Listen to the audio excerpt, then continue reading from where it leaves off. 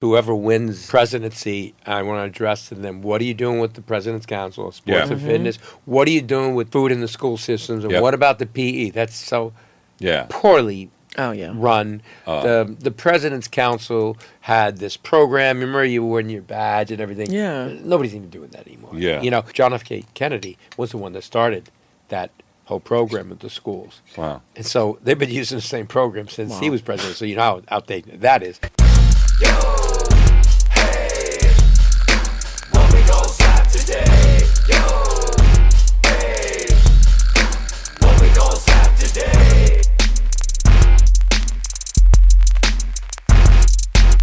All right, the world may not need another podcast, but it could definitely use a slap. That's right. Welcome to Slap the Power, the show that crosses artists who use their powers for progress. I'm Rick Barrio Dill.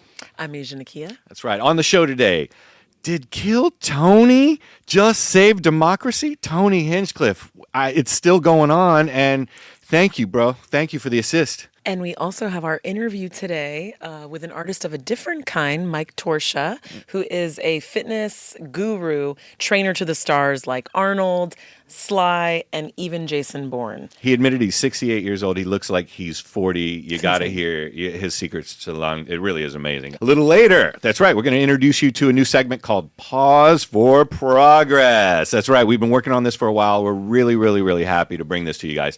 And it's where Slap the Power partners with the incredible animal rescue work of Compassion Kind to bring you regular updates on trying to slap some progress or lack of into the animal rescue community. And I know LA is at the forefront on trying to move the needle there. Especially here in Los Angeles with our shelter crisis. And then we also have some updates from Florida of Hurricane Milton animal rescues from none other than me, fresh off of a plane. And a little later, by popular demand, 2 scams and a slap. That's right, where we take 3 batshit crazy events, 2 of which are fake, but 1 is real. And one of the 2 of us learns in real time with you, the listener, which one is a true slap in the face of reality. But first, we are super, super proud to report the Kamala Harris volunteer office next door. Last Friday, we sent a full tour bus of badass Californians, and they knocked doors in Arizona to the tune of 100,000 door knocks. 100K. 30% of that is California, yo. That's right. So we're kicking ass. The most in Arizona state party history, which is really incredible, and it feels good there. So we have one final push. You can make a difference. The bus for this week is again at capacity, but I think they might even be trying to work a second bus here. And so you can caravan, you can phone bank, and if you can't phone bank, you can amplify. So to get involved, make sure to go to the links in our description as well as in our bio, and also OFA CA for Kamala. Asia, are you familiar with Kill Tony? No, tell me more. Okay. Kill Tony, it's an awesome podcast because I am a fan of roasts. You know, I feel like this is what we love about Norm Chad. Shout out to Norm Chad, Gambling Mad with Norm Chad. He comes from a place where you got to be able to make fun of everybody, right?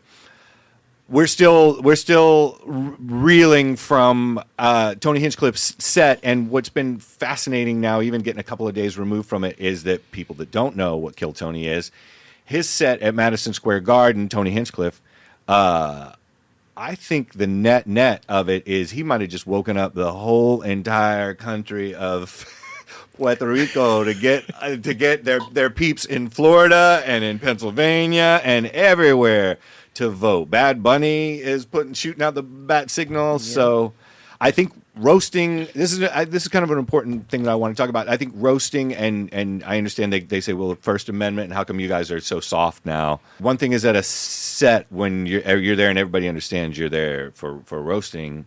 It's another thing when you have text 555 to fascism, you know, and to me that it's a political rally, and I think that's where he tweeted out, you know, you people don't have a sense of humor.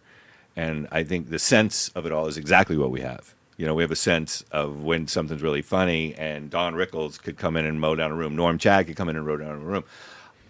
He wouldn't stand in front of a podium like that and do what happened at that event. No. You know? And I think that it's it's all fun and games when you're roasting and there's no like ill intent, Yeah. beyond Yeah. it. Yeah. But I think when you're already dealing with an island like Puerto Rico that is already dealing with being treated like garbage and trash, Yeah. it's not so funny at that point, Like it becomes, it's a dagger. Yeah. And not only that, it's one of the most beautiful places on Hey, the entire planet. hey, that's right. We have the most beautiful beaches, the most beautiful mountains. Every time I'm there, I find a new waterfall, Hey. a new magical place with beautiful little cookies and birds. And I'm just like, this is paradise. And now I understand why the U.S. loves it so much. Yeah, sure. Yeah, it was a good acquisition back in the day, wasn't it? Yeah. It was smart for the portfolio. I think the one thing that people aren't still talking about enough is look, I'm a Tony Hinchcliffe fan too. I like his comedy. I think what he's been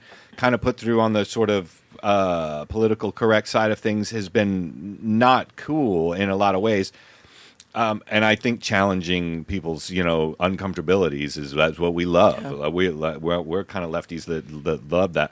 But what nobody's talking about is the hate that then continued to come out from Rudy Giuliani, from Tucker Carlson, he knows where she's from. He knows where her parents were born. The Samoan and.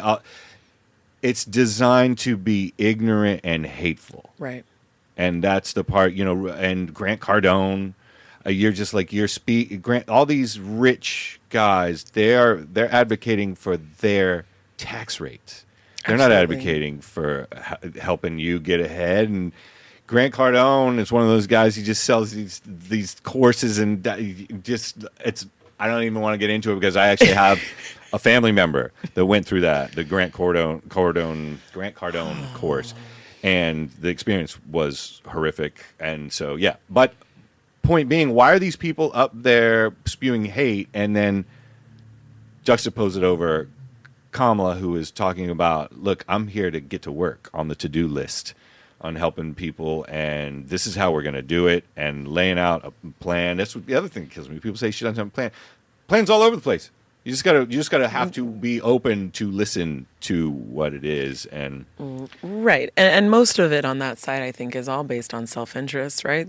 Because there's no collective interest coming from that side. Yeah, it's so, it's a me thing, and that I think that's at the crux of it. What is so different? It'd be one thing if it was Mitt Romney and he was getting people like excited about, hey, we're going to lower your taxes and stuff like that. Right, but right. this is it's very hateful, calling her names, saying that that people the enemy of the state are Democrats, and it's just hateful, and it's well, and you see the misogyny and the hatred coming through. Yeah. That's the and Tucker it's thing. and it's extra because she's a woman and she's mixed, and it's just never if they really underestimate the misogyny. Yeah, and if they really wanted to play fair, they would at least come at it with a level of respect to say, hey, you know what? We're going to attack her in every single possible way. Yeah. Her policies, No, what she's done as a vice president. But we're going to leave the woman and the mixed part off. But no, they're just going straight for it. Well, it's thinly veiled because the woman hits are attacking her IQ when they know she is an accomplished, absolutely crazy. They're scared of her intellect. That's what it is, and so they have to. What do you do when you're a bully and you're scared of it? You say that you're ugly, right? Well, when it's the super hot girl, or you say you're stupid when it's a woman that clearly is about to outsmart the pants off of you. And I mean, why don't they just nip it in the butt and everyone takes an IQ test, and then we just have all the scores? Let's get Grants, let's get Trumps, let's get Kamalas. Man. We could probably put some animals on there, honestly, and get some higher IQs. You remember that cognitive test Trump took, and he was like, "I passed it. I got A plus it. Woman, cat. What and the same as an amoeba? No. Anyways, but I digress. Yeah, no, I think we're excited about what I think here in the studio. There's and next door to the campaign, there's just nothing but good energy and people that are they're just getting to work. So, kind of, again, if you want to get involved, we have it all in our show notes. And, even like Lauren was here yesterday doing a hit with, I think, a UK press station, Lauren Puretra. Shout out to Lauren from our episode last week. But all of a sudden, we have all these dogs around the office that we have our own wonderland. Yeah. That's make sure to check out the socials that we have, and you can kind of see the adventures of all the pets that we have. I mean, the dogs that we have going on here. But speaking of dogs, the new segment that we have, Paws for Progress. We're so proud of this. We've been waiting to throw this on you guys. And it's a collab with Slap the Power and Compassion Kind. And Asia, please tell everybody all the animal rescue goodness that Paws for Progress is going to be about. Oh my goodness, we're going to have so many great updates, live rescues happening here in the Los Angeles area, but also around the world with our disaster work like we just had in Florida for Hurricane Milton. We've just got so much going on, but really starting to pull in and focus here in the Los Angeles area. We've got quite a plate of animal rescue sagas here to deal with. And it's primarily the kennels is one of the first areas that I know you want to attack and feel that it is a fixable problem. It is absolutely a fixable problem. We have, some big issues with breeder licenses here in the Los Angeles area. We're just sort of giving them out like free car washes or free Taco Bell. I don't know what you would give out for free, but yeah, it's we keep talking about the overpopulation problem. We keep having all these pleas. Every single day I'm seeing this dog being euthanized, and we're talking 6-month-old puppies, beautiful purebred dogs that are sitting at these 5 LA County shelters that are all being euthanized for space. And why? Because we have way too many breeders, and we have all these intact licenses that we're giving out so that people can keep their animals intact. If we really want to attack this problem, we have to go for the breeder licenses and the intact licenses. Both super easy, low-hanging fruit, solvable issues in the Los Angeles area. And then we will see a drastic decline in numbers. We'll see euthanasia rates go down. We'll see kennels being emptied. And then we can really start to promote and maybe push some more adoption. Banners, drive-by signs, billboards. Couldn't think of the word. Sure. Drive-by signs. That's what we called it back in the 80s. That's... Sorry, I wasn't alive then, so I don't know. I was going to say, wait a minute. I wasn't alive, but I heard... The word on the street is that's... I was alive. I just got called out by Bree. Yeah. Is our producer calling us out right now on our ages? She just threw a yellow flag here for all our NFL fans. She did. Okay, now we have to get back on track. But the point of Paws for Progress is going to be an accountable, regular checkup with us, and you're an individual that is always showing up with the receipts. And I think in this space, especially in animal rescue and stuff like that, you are. I bow to you. So to be able to do this together is really, really exciting, because I feel like we can put our resources together and really make a difference and start to have some of these animals through our website to where we can increase amplify the exposure to these problems and stuff like that. So we're really looking forward to it. No, definitely. And I think the component of Paws for Progress that will be the best for our viewers and listeners is that we want you all to be involved. We're going to give you the actions to help with these causes, and that's what we're about, Hey. Artists for change and activism. So, that's right. Let's roll. That's right. So make sure the gentleman's agreement that we have, smash that subscribe button. Also make sure, you're going to check the Pause for Progress updates on our socials, and we'll have it every week on the show. So make sure to keep checking back. All right. When we come back from the break, our interview with the one and only trainer to the stars, Mr. Mike Torchia. Gambling is part of the culture of America, since even before we were America.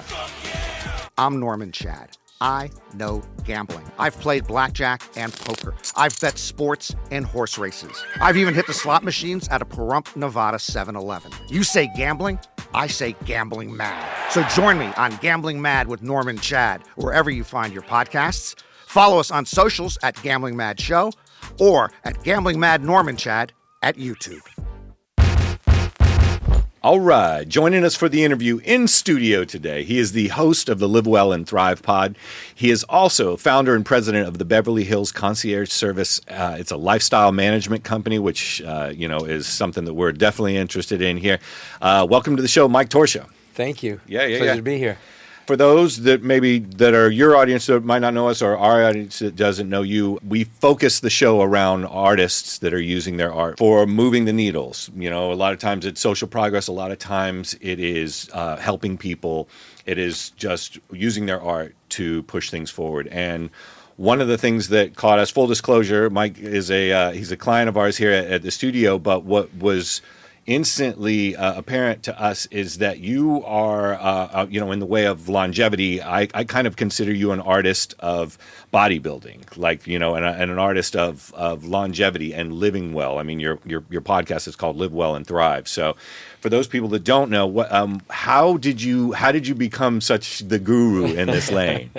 Yeah. Well, I was an obese child, and when I was 14 years old, the school nurse had told me to come in and see her because I guess they had done some tests, when you're in grammar school, and so she said, I need to have your parents come in.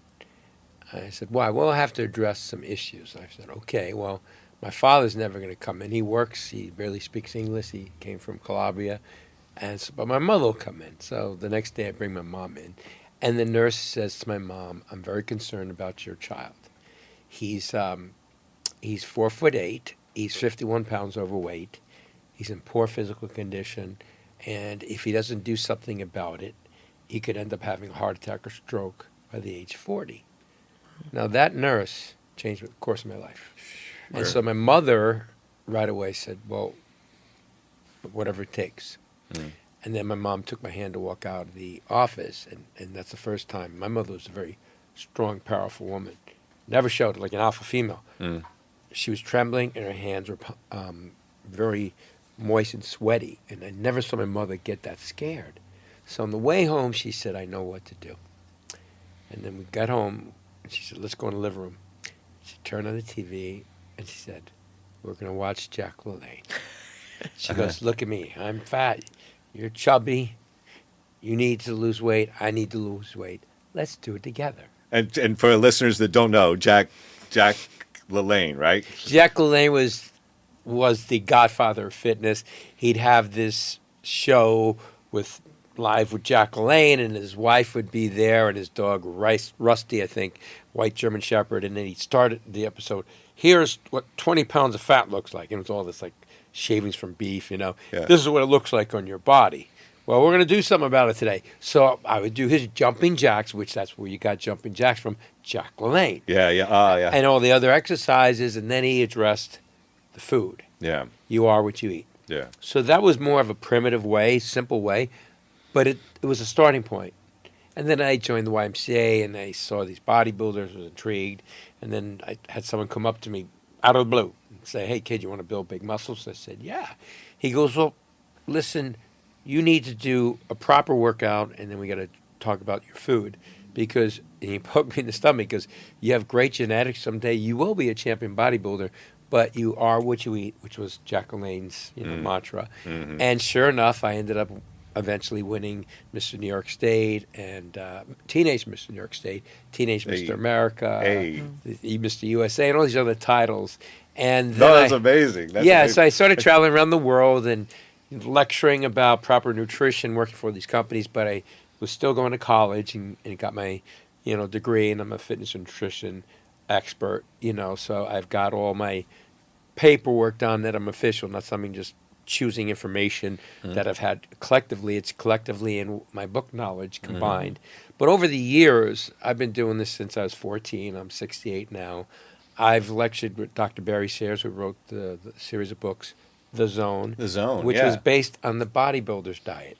Really? So that was where I first got into looking at diet, was The Zone. My dad got me the book, and he was like, you kind of need to think about this. And I've taken kind of a journey that has, gone all through everything from gluten free and everything. But for those people that are just listening to this at home, I'm sorry, you just said you're how old? You're I'm 68. The man doesn't look a day over 50. He is yoked out. And I want to know the secrets, you gotta help me out. Well, Dr. Barry Sears was brilliant. Yeah. Now, what he learned from bodybuilders is he looked at our physiques and he said, you guys are magnificent bodies. And we weren't reliant those days on all the cardio. Mm-hmm. It was hard training, proper nutrition. We basically ate high protein, low carb diets. Mm. But he also realized that whenever he would sit with us and he was researching us, we would first eat a portion of the protein. And what he had realized is the first food that touch your tongue is the first enzymes and acids that are going to be released into your digestive tract. So that means you're going to get digested more rapidly. So in his book, The Zone, he taught people, whenever you're going to consume food, the first thing you do when you have your plate is eat a piece of that animal protein.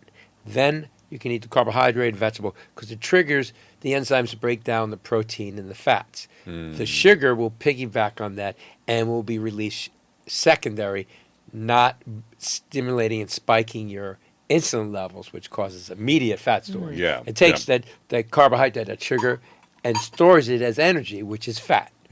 So that was the first biohacking method with dieting. And then as people realized, you can also hit a plateau, because if you start having such low calories for such a long period of time, after about 3 weeks, your body will start secreting reverse T3. T3 stimulates your metabolism to burn fat at a higher rate. Reverse T3 is like, say you were stuck on an island somewhere and there were barely any food. Your body can survive on very, very, very low calories because it starts to slow down, because it's going, we only have this much food coming into the body. We need to burn slower. So then your body's the thyroid starts producing reverse T3, which means you can survive on much lower calories. So when someone's on a very, very strict low-caloric diet for 3 weeks, their reverse T3 is being secreted. And that's when people go, I was on this diet and I was like taking in 800 calories a day. I dropped so much weight the first 3 or 4 weeks. Then all of a sudden, I'm barely eating anything and I'm getting fatter. So again, he understood that and he shared that knowledge with me. And then when I was lecturing with him, I really understood why it was working. I just knew that all the pros would tell me to do it. It's like Arnold and Franco and all the Mr. Universes and Mr. Olympias. But they never really figured it out. They just kind of stumbled on it. But he explained the body, chemistry, and why it works. And I was like a sponge soaking it all in. So what I learned in college, applied through going to lectures and seminars and reading the American medical journals, which I still do today. I base it on my experience and factual studies by major universities around the world. And just experiences working for every type of individual's needs. Like I've worked with people that were paraplegic, MS, asthma, diabetes, post-pandemic syndrome. I've addressed every type of health issue and concern. Double hip replacement, stents in the heart. So I've learned how to navigate around their restrictions and still allow them to be physically fit and get a lean body at the same time. And that's where my knowledge is grown from all the aspects of life that I was exposed to, and I had to find a solution. Like when I was a kid, it was so funny. When I first started training people, I was like 16 years old. And my mother was saying, you know what? You should get into personal training. I said, you think so? She goes, yeah. After she was done picking on you for being chubby, right? Yeah. And she was like this. She goes, listen, everybody keeps calling up and asking you for a diet and exercise programs and all that. You know how much money it costs to make the calls? No. Have them call you, and if they don't call you right now, they'll call you back. You missed the call. Don't worry. So we went around to the market, the fruit stand, and we went to the tailor, and we went to the fish market in the beef place, because those days it was separate, not like Whole Foods now. And we put a flyer. My mother wrote it with a magic marker. Personal workouts, $5. Meal plans, $5. My prices have gone way up. But anyway, so that started my business. We are in Beverly Hills. So then I started helping people, and my mother got me on this path to be like Jack LaLanne. Look, he's doing, you could do it. So I went on that path. But along the journey, man, I had people come up to me and go, hey, I've got this illness. I've got a heart condition. I have this, that. So my father said, well, listen, if you ever get stumped, just tell him, I don't have the answer, but I'll get back to you. I'll get you an answer. And that's what I did to eventually, when they'd ask me, I knew it. So I was determined to look it up, make calls, reach out to experts that would help share their knowledge. But I understood after a while, I have to be very diverse. I can't be that bodybuilding trainer. Right. Because I've trained a lot of very, very talented actors. And female actors. Like when Kim Cattrall was preparing for Sex in the City, her audition, I prepared her for that. And when she did the movie Mannequin, she hurt her back pretty bad because she had to do stunts in the movie. So I had to train her to rehab her back, then get her body shapely and firm so she could be that sex goddess, so to say, for the show. And of course, you know what happened. But I worked with so many other women, Roseanne Barr, Kimora Lee, Nicole Kidman, I mean, you name it, Al Pacino, Matt Damon, all these people. And they all had different body parts that they had to improve upon. Different, you know, metabolisms. So it wasn't I'm just different using diets, I'm sure. Cookie cutter workout. You know, I mean, Matt Damon, when I met him, he had a 38-inch waist, smoking 2 packs of cigarettes a day, loved to drink beer, high carbs. But I got him shredded for the Bornadetti. Shredded. All right, that's tough. Give me some. Right? So, you know, it isn't like I just use the same thing. Every program is custom. You have to address a lot of issues. And first thing I tell people to do is get me the blood work. You may have, you know, look fine. Well, I want to know what's going on in your body chemistry. Inside, I can't tell you take these supplements or any kind of biohacking because I want to know, first of all, what's going on. You could have a high cortisol level from all the stress. You can have very low D3 or DHEA. I need to know what's going on in your body. Then I do the reverse. Then I start figuring out what food you need to get the nutrients you need and what supplements you may need to help compensate. Because today, with agriculture, you don't have the same quality minerals and vitamins in the food because the ground has been overused over and over and over and over. And again, all the chemicals from Monsanto, all those other crap, genetically modifying things. Our soil is just a hot mess and now. As a musician that travels all over, you realize when you go to places that you know, you're like, oh, that's it's just the ingredients, It's just just the different. nature of the God part of the ingredients are just more dense, they're just deeper in a lot of the places that prioritize agriculture in a way that we stopped doing, other than, you know, and that's and it's a serious issue today, and that's massive what issue. I want to address. Whoever wins the presidency, I want to address to them, what are you doing with the President's Council of Sports and Fitness? What are you doing with the food in the school systems? And what about the PE? That's so poorly run. The President's Council had this program. Remember, you were in your badge and everything. Nobody's even doing that anymore. You know, and that's so archaic. You know, John F. Kennedy was the one that started that whole program at the schools. Wow. And so they've been using the same program since he was president. So you know how outdated that is. So my whole thing is, whoever's coming in office, hey, I'm here. I'm here to help. I don't want to get paid. I just want to give back and help society. But you need people that are passionate about making a change. And the thing is, I was part of the tribe. I was an obese child. So I understand what obese children go through psychologically, emotionally, and physically. So you can't just have someone that has a genetic perfect body and think they're going to come in because they have not gone through the emotional scarring like I did. So that's what I want to do eventually. I don't know who will win, who knows, with the way the world is today. But especially, I mean, tackling the school systems, I mean, a lot of these children don't have the means at home, or their parents don't have the time, or the, you know, nutrition and health is not, you know. They're in a food they're desert just trying to begin with. They're in a food desert, or they're just trying to survive each day, you know. But if you can implement those things while they're at school, that's where they're absorbing the most information. So yeah, I mean, that would be huge. When I started my fitness company was in 1985. I was sitting at Christmas dinner with my parents, and I had my brother-in-law was a cadet at West Point, and he said, you know, they invited me to go up there because he saw I was this very powerful, you know, bodybuilder, and he wanted me to go up there to help condition the soldiers because he was telling me how they'll put on all this gear and with the rifle and the backpack and everything, the boots, it's about 150 pounds. And so they have to go up to the 15-foot diving board, jump off, and be able to walk and get out of the pool. And he said, be lucky out of 50 guys, maybe 3 can do it. Wow. So I had to do strength conditioning at West Point, advising them what to do, because I was very powerful young men. So my mother goes, well, you need to create a name for that. And I said, well, what do you think? And, well, Mark said, well, everything is, an operation. My mom turns, goes, I know, Operation Fitness. And register it, operationfitness.com. I registered that in 1985. And I dedicated it for kids' fitness.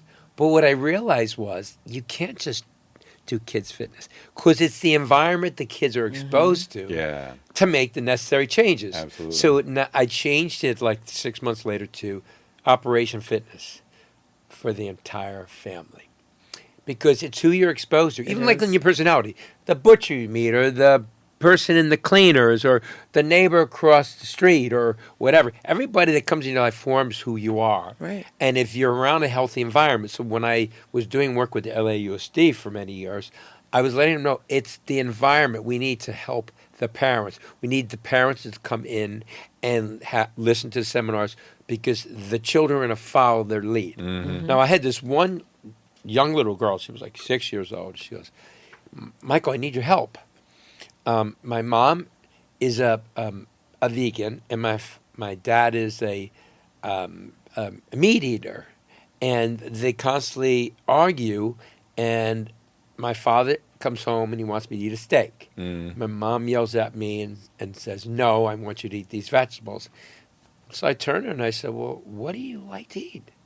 She goes, "Well, I do like steak, but I do like vegetables." So I said, "Well, you're old enough to understand. So tell your parents that you want to choose the foods you eat." And so sure enough, she went home and she'd share with her parents. And they asked to come see me. And they actually thanked me because they said they liked that their child took initiative and they never realized the damage it was causing her emotionally. And I've later on years, I saw her later on, and I got to tell you something. This young lady is now a doctor. Hey. And she thanked me because she said when she met me, she thought she was going to do physical therapy, but she said, I want to be like Mike. And she got a degree. She works at UCLA as a doctor now. And I saw her many years later, like 20 years later. She came running up to me, "You Mike Torchia?" And I said, "Yeah." And I saw her in Scrubs. She goes, "Well, remember you lectured my parents? I was about 6 years old about my mother being a vegan." I go, "Oh my God!" Yeah. She goes, "That's me." And she was very fit. She works out with weights and does yoga and Pilates. And she had a chicken wing in her mouth. No, but you know what's so funny? The father would really want to mess with the mother. Yeah. Sometimes bring home a pepperoni pizza. So he used that to make the daughter want to eat that to piss her off. So I said, listen. That's a lot. Yeah, that's a lot of emotional. You don't do that because you're affecting the child. Right. And the emotional upset can create eating disorders. That's Yeah, where sure. it begins, right? Oh, yeah. So that's why I'm saying I really evaluate when anybody comes to me to make sure that I'm giving them the best advice possible. And I teach people it takes 21 days to form a good or bad habit. Yeah. If you exercise every day for 3 weeks, your body will form new neural pathways in your brain. Mm-hmm. So you do it automatically without even thinking about it. Yeah. So if you start eating healthy for 3 weeks, just eat very healthy and choose your foods wisely. After a while, you'll just make choices because you've programmed your mind. Right. Even subconsciously, you'll reach for things that are more healthy. Yeah. But you have to do it for 21 days. Yeah. Now, same thing if you start smoking or eating really shit food for 3 weeks, you're going to form now a bad habit. Yep. Yeah. But you can program your neural pathways by switching over and just understand what you're doing. So those are some of the, biohacking things, little tips that are simple. You don't need to buy anything. Just understand how the body chemistry works. And then again, why you eat the protein, it's important. Like whenever I have my breakfast, lunch, or dinner, I'm biting into the eggs at the morning. I'm biting into the protein at lunch and the same thing with dinner. Because then no matter what I eat, my protein is getting digested first, which is the hardest thing to digest. and it won't spike my insulin, which causes fat storage. Yeah, sure. So that's sure. what I drill into people's minds. Yeah. So if you start following all these different protocols, getting in shape is not really that hard and losing weight. Yeah. But the problem why I created my podcast, Live Well and Thrive, is because you go on YouTube, you have all these people talking about their personal opinion. Is it based on any facts? Yeah. Any scientific studies at universities, notable studies? No. They're just giving their personal opinion, and people are following it. Like there's this one gentleman, he's a very successful businessman. He was following Peter Attia and Uberman, you know. And so between the two of them, Like Ben Greenfield and shit. Yeah, all the guys. Yeah. You know, he was taking all the suggestions what you should take to boost your own testosterone, what you could take to sleep better at night. And he said he was taking over 120 pills a day. Wow. And he said, well, listen, one person gives you something for sleep. You try it. But you can't take Peter Attia's and Brecca and Uberman and think it works, all of them combined. Well, if that works, what if I put them all together? Because what I learned was my grandmother, my Sicilian grandmother, taught me how to cook. And one time, I was really getting into baking. As a fat kid, I love to eat, right? So my grandmother, I went to my grandmother, I said, Grandma, can you give me a recipe for an apple pie? Then I went to my mom, can I have your recipe for an apple pie? I went to my aunt, Rita, which was a great chef too, can I have your recipe for apple pie? So then I made this, I said, the super apple pie, put it in the oven, it flattened, it was terrible, it just wasn't right. So I turned to my grandma, I said, Grandma, I took your recipe, my mom's, Aunt Rita's, so Miguel, what you should do is you take one recipe, you bake it, you see. You take the other one, you bake it, you see. And then you decide which one's the best. Yeah. You'll never, ever mix a recipe. It's all balanced for a reason. Sure. Okay? So that's Like what I learned. What I learned, you know. Yeah. So I got him on a program now. He barely takes any supplements, just a handful of stuff. And he said his stomach was always cramping up and burning. He thought he had some intestinal or ulcer or whatever. He was just loading himself with all these pills. So that's why I'm very precautious about, you know, anything I say on the show, because people will end up doing it. Right. And I don't want them to, you know, I'm not giving them recipes for that stuff. I'm just telling them, giving them general guidance, and what will help, I can give them more detailed. But all these guys want to do is sell stuff on their shows. That's not what I'm about. I'm here to help people. Yeah. I mean, it's such a big responsibility, especially when you're in a limelight and you're putting this information out and then people are picking up on that. I mean, you're literally changing their body composition and health, you know? So you should know what you're talking about. Yeah. I just want to switch gears back to the Operation Fitness real quick.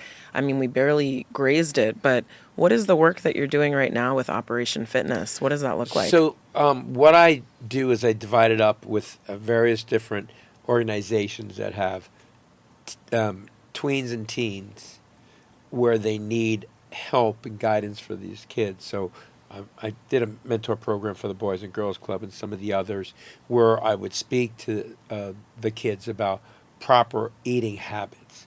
You got to gently introduce the kids, okay? Sure. And you got to let them know they can have certain treats, but stay away from processed and what process is. Understand what organic is and what natural is, and then understand what organic natural is. See, it's so confusing.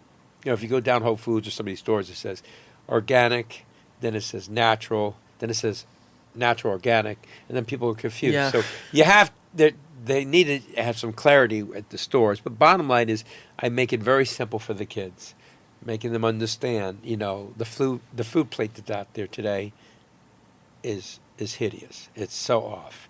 So I try to just help people use common sense. Yeah. And when it comes to a salad, I tell the kids, you want to make a happy salad. That's what my father used to say to the waitress when we go out to eat, or my mother, I want a happy salad. And my mother first time goes, what's that? I want the color.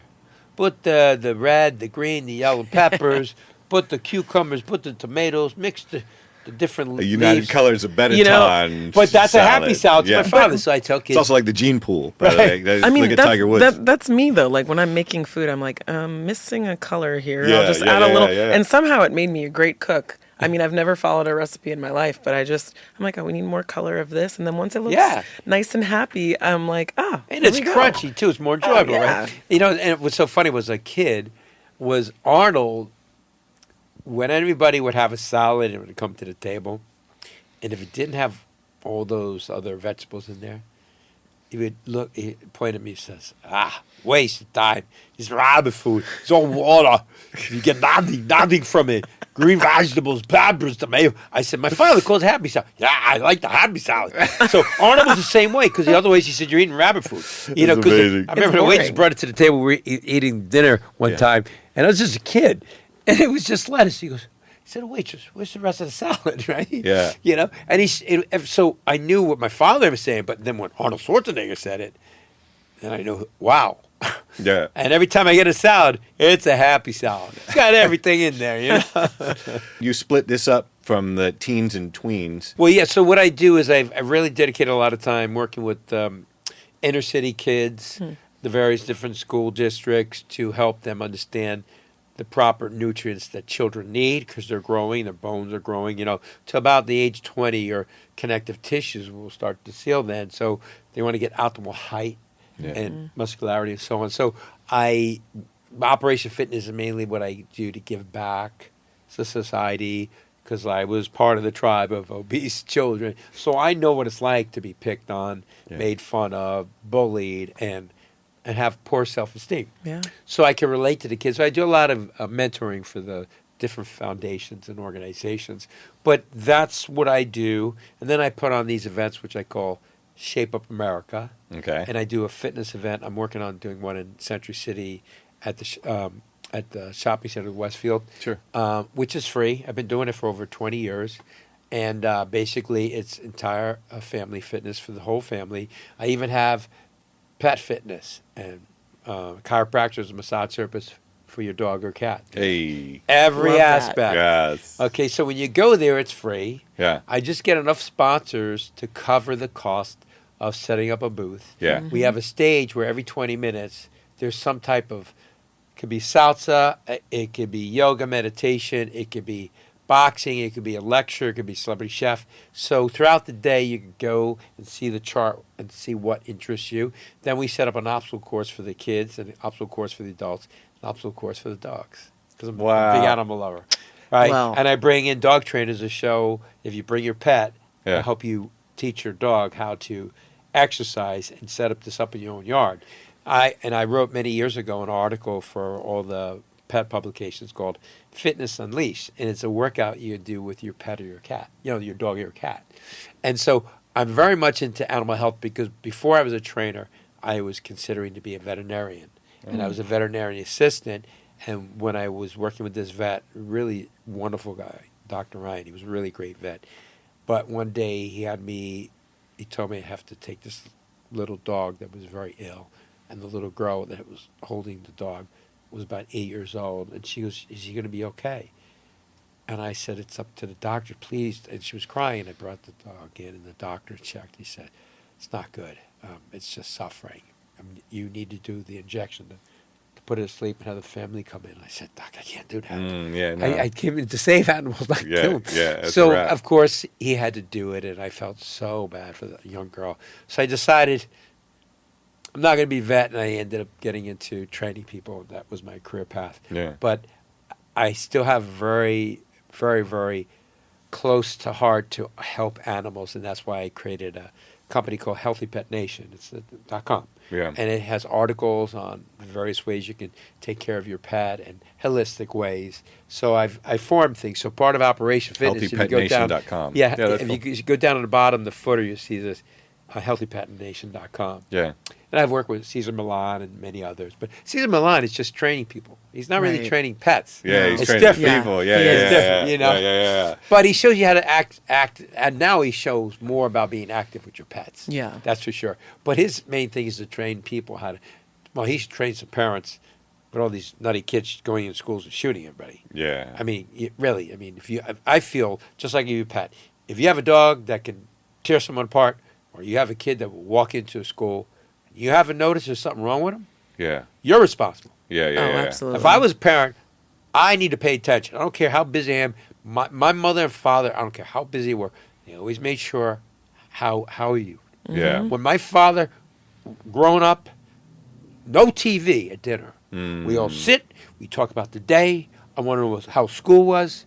Yeah. And that's why I came out really good and balanced and psychologically, emotionally, and physically, because we had that dinner time talk.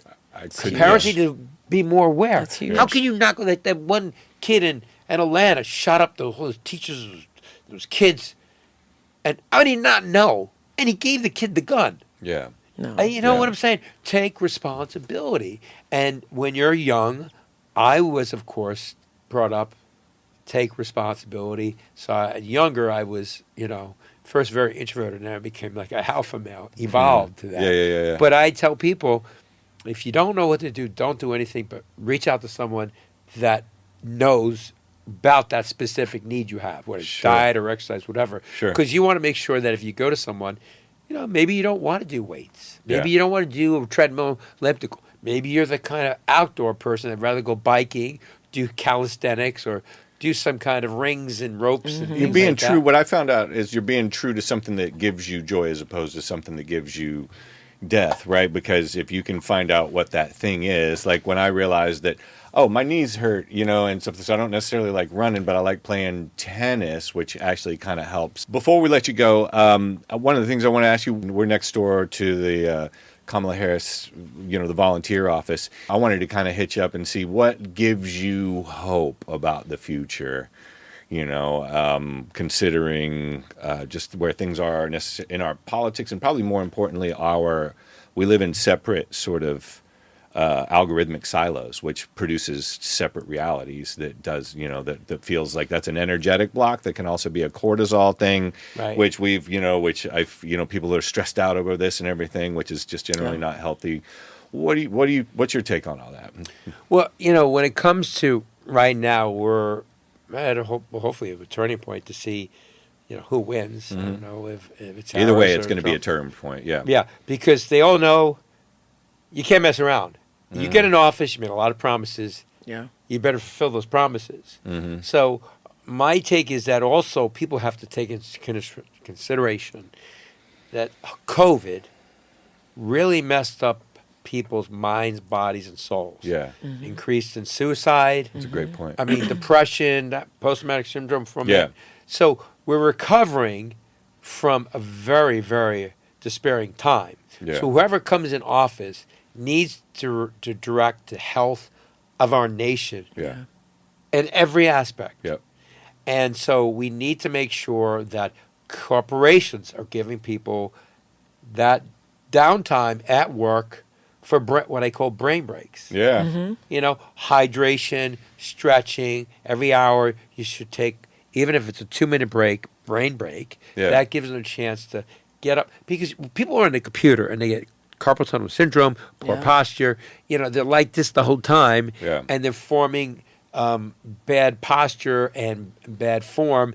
And they're working so much they don't have time to take care of themselves. Yeah. So over the years, I've created a program where it's called stagger training. So you could do 10 minutes of a workout in the morning, 10 minutes on your lunch break, and then 10 minutes like when you get home or before you go to bed. Yeah. So you can get a half hour, or you could do 20 minutes and do an hour. Yeah. It doesn't. The body doesn't have to train for an hour. I tell Yeah. people, Yeah. break it up. Yeah. Yeah. Right? So that whole great. concept is, I think if we, number one, our future generation, whoever becomes president, who is running the President's Council of Physical Fitness, Sports, Yep. and Nutrition? Yep. Okay? Because we are farmers, and those children are our future generations. So we're breeding an unhealthy nation right now. Yeah. So a lot of the schools don't have PE, or they have no budget for a sports program. So we need to really take time on the health of our nation. But we need to have psychiatrists or psychologists in the schools, because of COVID especially, mental health is not being addressed. Yeah. Right. Yeah. And corporations, let me tell you something. With my concierge service, they've called me to bring in security because they have constantly had death threats. Because when they had cutbacks, they had people threatening to kill the executives that were above them. They fired them. I had one executive, very big company out here. There was someone who was threatening to kill him and his pregnant wife. Wow. And of course, we got him right away. Now, the police couldn't do anything because, well, he just made threats. No, we confronted him, and he admitted that, yeah, if I see them, I would kill him. Yeah. Of course, he was put away now. But there's a lot of people out there that are really deranged, and when something happens, I mean, look at the shootings that have increased significantly, not just in the schools, but in the streets. And someone's in an argument. Just the other day, someone shot someone because they had an argument because someone cut them off. Because I think a lot of damage happens. So I really think whoever comes in office, they have a lot of work to do. And they need to reach out people like me that do it because we want to make a difference. Mm-hmm. Not because we're getting a big salary, because we want to make that change. Yeah. That's why I say Operation Fitness was established to improve the quality of life mentally, physically, and emotionally, and spiritually now. Spiritually, because you have to have some hope. I'm not saying you have to be religious, but you have to believe in something. Yeah. Otherwise, you're wandering around like lost, right? Yeah. But I really think whoever it is, that's why I've invited Trump, and they actually got back to me and said he's trying to see if he can come in, but it could only be like a 12 or 15-minute interview. I said, well, if he can come in, let's do it. Did you get hit with the $25,000? No. I know Donald for like 35 years, so okay. So it's different, but I know his interns in his camp. Yeah, they've been saying it's sure, we'll come on the pod, $25K. Well, I did that. Clinton wanted it was like a stupid amount. Like $2 million. Yeah, well, that's a speaking fee, right? Oh, come on. Yeah. Yeah, come on, Bill. Well, Mike Torchia, thank you so much. Well, we're going to make sure to have the information on everything on the Beverly Hills Concierge Service, as well as Operation Fitness stuff we'll put in there. And then, again, your podcast, Live Well and Thrive. I dig it. I really, really love a lot of the good things, the good nuggets that I get out of it by listening to it. And appreciate you coming on the show. And we'll have you back on, kind of keeping, we can keep on top of everything that's going on in your world and with the show. Thank you. And such a pleasure to be here. Thank you both. Thank you. Thank you so much, Mike. Hi, I'm Anjali Bhimani. And I'm Julia Bianco. And we are so excited to be bringing you our new creative baby, the Character Select podcast. I've wanted to save the world since I was 4. There has been no character like him up to that point, and there really hasn't been a character since. Every episode of Character Select, we're going to be taking fantastic video game performances and talking about what makes them tick, what makes them exciting as players, as performers, as sound designers, as casting directors. I feel like I've been ambushed. I was here to be on a podcast to talk about a video game. So it's a big old love fest here. That's how we start this, and you're just gonna have to deal with it. Recognized by the 2013 edition of the Guinness World Book of Records Gamers Edition as the most prolific female video game voice actor in the world. You know it's a special project when you hold on to the people you created it with. Careers are born by being in the right place at the right time, where you can't control the right time, but you can control the right place.